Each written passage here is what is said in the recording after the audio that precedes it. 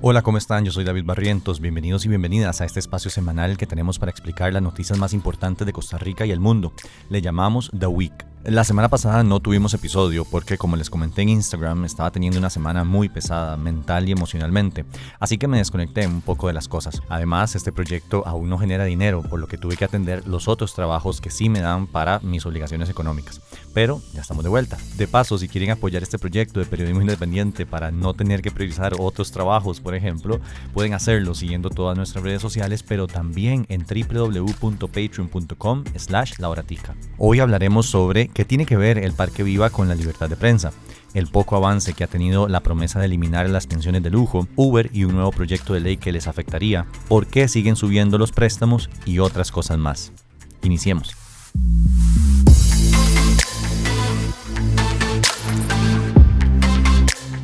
A este país le está agarrando la costumbre de tirar cosas importantes los viernes en la tarde. Y es una cagada porque tenemos que esperarnos hasta el próximo viernes para poder hablar de eso en el podcast. Así que es hasta hoy que hablaremos del polémico fallo de la Sala Constitucional respecto a la libertad de prensa.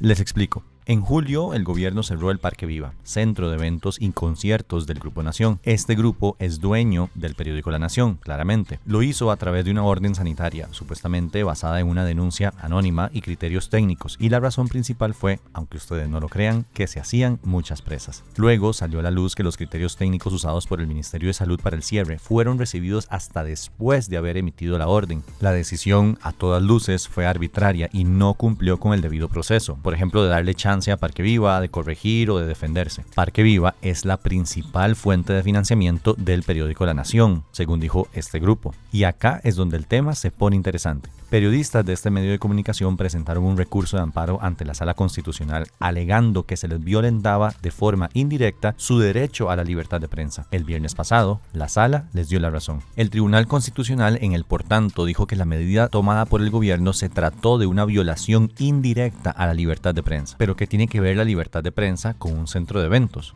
Bueno, lo que les comenté al inicio, ese centro de eventos es la principal fuente de financiamiento del medio de comunicación. Si alguien quisiera afectar al medio, sin directamente tirarle, solo tendría que cerrar el parque. Pero, ¿quién querría afectar a la nación? Vamos a causar la destrucción de las estructuras corruptas de La Nación y de Canal 7. Óigame Ignacio Santos, óigame el otro René Picado, óigame Armando González, aquí estamos. Sí, ese es nuestro actual presidente hablando en campaña. Literalmente dijo que quería destruir a la nación, luego de que este medio publicara que era un acosador sexual. Y para mí, eso hace toda la diferencia del mundo. Pero David, entonces yo me puedo poner en medio y tener un bar clandestino y si me cierran el bar digo que me violentan la libertad de prensa. No, Argelio, el tema no es tan simplista como eso. En este caso en particular, la Sala cree que sí se violentó la libertad de prensa. El fallo completo, donde la Sala explica todos sus argumentos, no está publicado aún, pero honestamente creo que el contexto en el que se da la decisión de que el presidente prometió destruir al medio, sumado a que los criterios técnicos llegaron después del cierre, que no se hizo un debido proceso y que ese centro es la principal fuente de financiamiento del medio, van a tener que ver muchísimo con la decisión de los magistrados y magistradas. Yo personalmente celebro muchísimo ese fallo. Y es que la libertad de prensa es uno de los pilares fundamentales de una democracia sólida. Y acá no se trata de defender a la nación como tal. Uno puede tener opiniones negativas o positivas sobre un medio, pero su derecho a existir y publicar siempre debe ser defendido. Yo, por ejemplo, pienso que Diario Extra es una cochinada, pero no por eso defenderé nunca que el Estado abuse de su poder y lo afecte directa o indirectamente con una medida arbitraria. Como les dije, el fallo completo aún lo debemos esperar. Y acá hablaremos sobre eso. Pero por ahora es una victoria para el periodismo y para la democracia. Esto dijo el presidente hace más de 2 meses. Vamos a iniciar un proceso de lesividad contra exdiputados y exdiputadas de la República por el monto de sus pensiones de lujo. Sin embargo, hasta este 25 de octubre, el gobierno no había presentado ningún proceso de lesividad contra pensionados de lujo, como anunció que lo haría. Así lo confirmó a la hora tica el Ministerio de Trabajo ante una de nuestras consultas. Curiosamente, un día después de que nos contestaron, el presidente anunció que iba a firmar unos cuantos procesos. Y es que según ese ministerio se han analizado 86 expedientes por parte de la Dirección Nacional de Pensiones. De esos, en 3 casos no procedía proceso de lesividad. 2 casos son personas ya fallecidas y 81 serían los que se presentarán. Sin embargo, de esos 81, solamente 32 ya cumplieron con la etapa de análisis y resolución de la Dirección de Asuntos Jurídicos. Y hasta que hicimos la consulta, esperaban la firma del ministro de Trabajo. Los otros 49 aún no terminan el proceso de análisis. Muy curiosamente, un día después de contestarnos, el presidente anunció que firmaría esos 32 expedientes para que sigan su proceso. Un proceso de lesividad es uno que se presenta ante los tribunales, es un tipo de demanda para deshacer una acción que el mismo Estado tomó. En este caso, el de las pensiones de lujo a cierto grupo de personas. Tanto el presidente Chávez como el ministro de Trabajo interino indicaron en conferencia de prensa esta semana que entregarían los expedientes a la Procuraduría General de la República y que este órgano presentaría el proceso legal. Sin embargo, según confirmó el propio Ministerio de Trabajo, es la Procuraduría la que decide si procede o no iniciar esas demandas, no el ministerio. Es decir, el presidente prometió algo que no depende de él cumplirlo o no. Esta es solo una de las promesas vacías para supuestamente acabar con las pensiones de lujo. Durante la administración Chávez Robles, ninguna pensión de lujo se ha eliminado o reducido. Acá les contaremos qué pasa con esos procesos de lesividad. En la Asamblea Legislativa se votó negativamente uno de los proyectos de ley que legaliza el consumo de marihuana para uso recreativo. No fue el que presentó el gobierno hace poco, sino otro que había dejado presentado el entonces diputado Enrique Sánchez. Fue en la Comisión de Ambiente donde lo rechazaron. Votaron en contra Gilbert Jiménez y Óscar Izquierdo del Partido Liberación Nacional, David Segura y Rosalía Brown de Nueva República. A favor votaron Manuel Morales del Partido Oficialista y Ariel Robles del Frente Amplio. En la discusión se dieron los mismos argumentos absurdos de quienes están en contra, que la sociedad no está lista, que es el camino a drogas más duras, bla bla bla. De Nueva República se esperan estas estupideces, pero de Liberación Nacional también. Pues sí, de Liberación Nacional a estas alturas también. O sea, Gilbert Jiménez dice no a la marihuana, pero propuso poner rings de boxeo en los colegios para que los FIFA se agarren a pichazos entre matemáticas y cívica. Perdón, la semana pasada no hubo podcast y no había podido burlarme de semejante caballada. En fin, si por la víspera se saca el día, esta asamblea como que va a retrasar la aprobación de la marihuana para uso recreativo. También en la Asamblea se aprobó en segundo debate el proyecto del que les había comentado que amplía la obligación de denunciar abusos a menores de edad a personas que lideren o participen en organizaciones sociales o agrupaciones de carácter religioso, cultural, deportivo, entre otras. El proyecto estaba listo para votarse en segundo debate desde hace como 2 semanas, pero un grupo de diputaciones, liderado por Fabricio Alvarado, interpuso lo que se conoce como una consulta de constitucionalidad, que es una figura que le permite a las diputaciones preguntar a la Sala Constitucional si alguna parte del proyecto de ley contradice la Constitución. Al final, un diputado del Partido Oficialista retiró la firma de esa consulta, por lo que no se pudo tramitar y la sala la devolvió. De esa forma, el proyecto se pudo votar esta semana. Todos los diputados y diputadas votaron a favor, incluido Fabricio Alvarado y las otras diputaciones que habían presentado la consulta. El proyecto había sido presentado por quien era diputado del PAC, Enrique Sánchez, y honestamente me alegra muchísimo que finalmente vaya a ser ley de la República.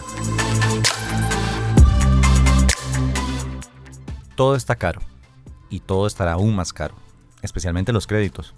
Esta semana, el Banco Central anunció un aumento en la tasa de política monetaria de un 8,5% a un 9%. ¿La qué? ¿A qué deja? La tasa de política monetaria es una tasa que le fija el Banco Central a intermediarios financieros cuando necesiten financiarse con este banco. Cuando esta tasa sube, a los bancos o cooperativas o mutuales les cuesta más fondearse y como a ellos les cuesta más, eso se lo trasladan a usted y a mí, los pobres diablos con préstamos. Siempre que esta tasa sube, sube también otra que tal vez ustedes han escuchado más, la tasa básica pasiva. Esta tasa es la que usan de referencia los bancos para calcular los intereses de un préstamo. Entonces, por ejemplo, la tasa de interés de su hipoteca puede ser tasa básica pasiva más 3%. Entonces, como subió la tasa de política monetaria, subirá la tasa básica pasiva. Y como subirá la tasa básica pasiva, subirá su tasa de interés. Y como subirá su tasa de interés, subirá el monto que usted debe pagar por su préstamo. Pero ¿por qué el Banco Central sube tanto la tasa? Manuel Avendaño, de la Bolsa Nacional de Valores, nos explica.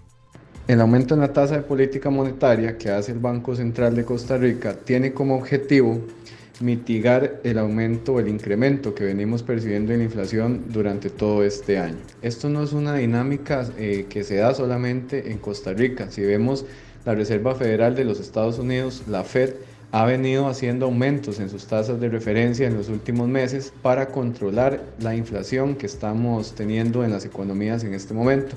Hoy justamente el Banco Central Europeo anunció también un incremento en sus tasas de referencia y muy en línea con ese comportamiento el Banco Central de Costa Rica, que tiene que reaccionar a los aumentos de las tasas que hacen las entidades, los bancos centrales afuera, sobre todo en las economías importantes como la de Estados Unidos, tiene que reaccionar y tiene que tomar decisiones para aumentar la tasa. Entonces, como tenemos que pagar más por el préstamo, tenemos menos plata disponible para gastar en el cine, en ropa, en comidas afuera, en un bulto, en un celular o si usted es Pablo Heriberto Abarca, en prostitutas mexicanas. Y menos plata circulando hace que, en teoría, la inflación baje. Sin embargo, eso no necesariamente puede hacer que la inflación baje tanto, pero eso se lo explico luego. Y como si fuera poco, Hacienda actualizó esta semana la lista de servicios digitales transfronterizos a los que se les cobra IVA y metió a nada más y nada menos que Airbnb. Estos servicios son los que brinda un proveedor no domiciliado en Costa Rica, pero que se consumen en territorio nacional. Ya en la lista estaban comercios como Amazon, Netflix, Spotify, la pauta de Facebook, etc. Todo bien con eso. Pero, y esto es un gran pero, Hacienda no podrá diferenciar si el Airbnb que pagamos lo utilizamos en Costa Rica o en el extranjero. Es decir, si usted va a otro país y paga un Airbnb, Hacienda le va a cobrar IVA por eso, a pesar de no haber consumido nada en Costa Rica. Hacienda le está cobrando impuestos por gastar plata en otro país. Hacienda, what the fuck? Dios mío, el ministerio dice que uno puede reclamar ese dinero y pedir que se lo devuelvan, pero como el mantra de las instituciones públicas es ¿para qué hacerlo más fácil si lo podemos hacer difícil? Va a ser un dolor llenar todo lo que hay que llenar para pedir esa plata. Así que ya lo saben, si usan Airbnb les van a cobrar IVA. Y como dijo mi querido Andrés López, esa platica se perdió. Deje así. El Frente Amplio presentó un proyecto de ley para que las personas que trabajan para plataformas digitales de transporte o de reparto, como Uber, Didi, Rappi y Pedidos Ya, sean consideradas personas trabajadoras con un contrato individual de trabajo. Eso es un cambio enorme, ya que se les tendría que reconocer derechos laborales que hoy no se les reconoce, como vacaciones pagadas, aguinaldo, seguro social, entre otras. Escuchemos a Sofía Guillén, diputada proponente. Lo que nos interesa es que sin quitarles flexibilidad de horario puedan tener un reconocimiento digno de su trabajo, estar plenamente cubiertos por la seguridad social, por el código de trabajo y tener estabilidad, porque no se vale precarizar a la gente. Y es que este es un tema bastante polémico. ¿Son estas personas realmente trabajadoras de la empresa o solo son socios colaboradores? La pregunta se las trae. Quisimos hablar con un representante de Uber en Costa Rica, pero a través de su agencia nos indicaron que no darían entrevistas sobre el tema. Nos enviaron una declaración escrita que, entre otras cosas, dice: los socios repartidores utilizan las apps en calidad de contratistas independientes y por ello pueden conectarse a la plataforma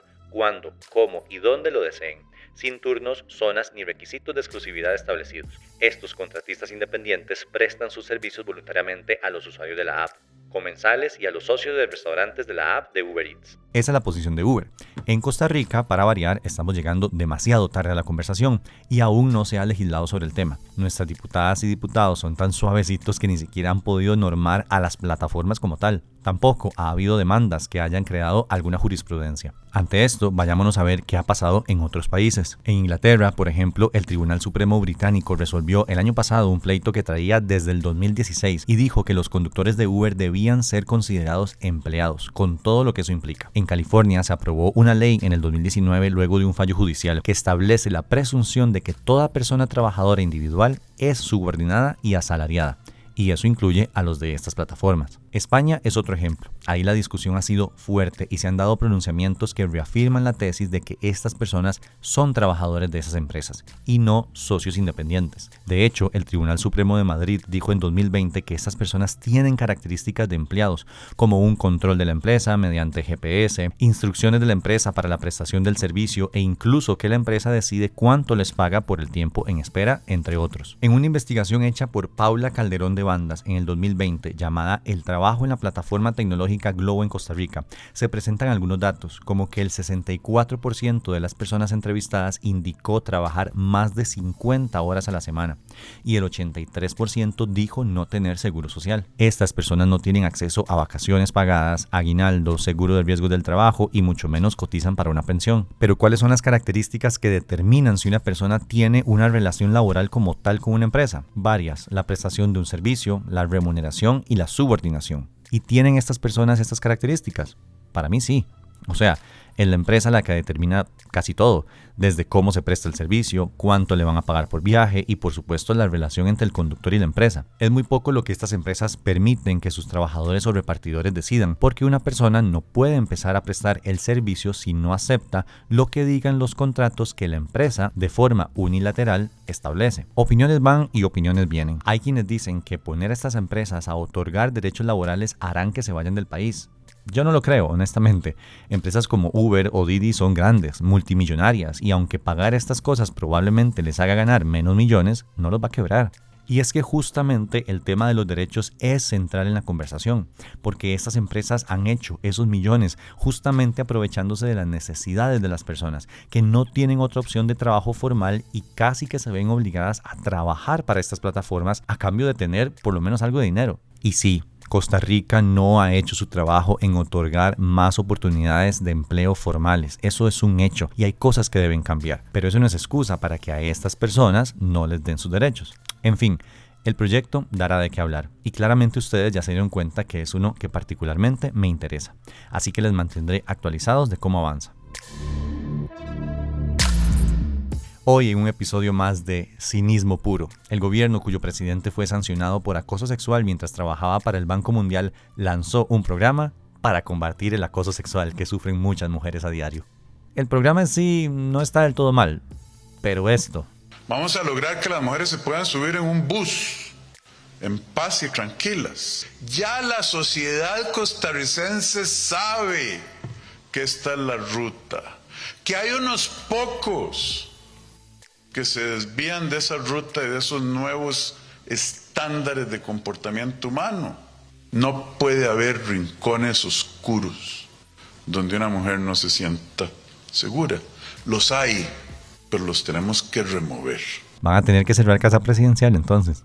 Eso es cinismo puro, en serio. Sobre el programa, propone varias acciones. La primera es la creación de espacios seguros, una especie de sello que dará el gobierno a negocios previamente identificados donde las mujeres pueden acudir para refugiarse y pedir ayuda en caso de sufrir acoso callejero o algún otro tipo de amenaza. En estos espacios seguros, las mujeres podrán recibir apoyo en áreas como primeros auxilios, refugio, alerta al personal de seguridad, llamar al 911 o brindar información sobre recursos locales y nacionales. El INAMU será el ente rector de ese proceso y será el que verifique que los negocios cumplan con una serie de etapas para obtener el sello. La segunda acción es una aplicación para que las personas puedan pedir ayuda al 911 sin necesidad de llamar. La presentaron como una gran novedad, pero la realidad es que no fue desarrollada en este gobierno y ni siquiera fue pensada en el marco de este programa sobre acoso. El app fue pensada para que las personas sordas que no pudieran llamar al 911 tuvieran acceso a reportar una emergencia o pedir ayuda, y se viene trabajando desde el 2019. Así lo confirmó la propia directora del Sistema de Emergencias 911 ante nuestra consulta. Es la misma, David, es la misma. Realmente lo que se pretende es, con un mismo aplicativo, resolver las diferentes situaciones de accesibilidad que tiene como tal el sistema de emergencias para diferentes tipos de situaciones y dirigido a toda la población a nivel nacional, sin importar si estamos hablando de una persona que tiene una discapacidad auditiva que le impide pues comunicarse a través de lenguaje verbal y que pueda sea comunicarse por medio de chat o eventualmente con la activación de un botón de pánico para solicitar ayuda en caso de así requerirla. Fue donada por la UNICEF y se trabajó durante la administración anterior.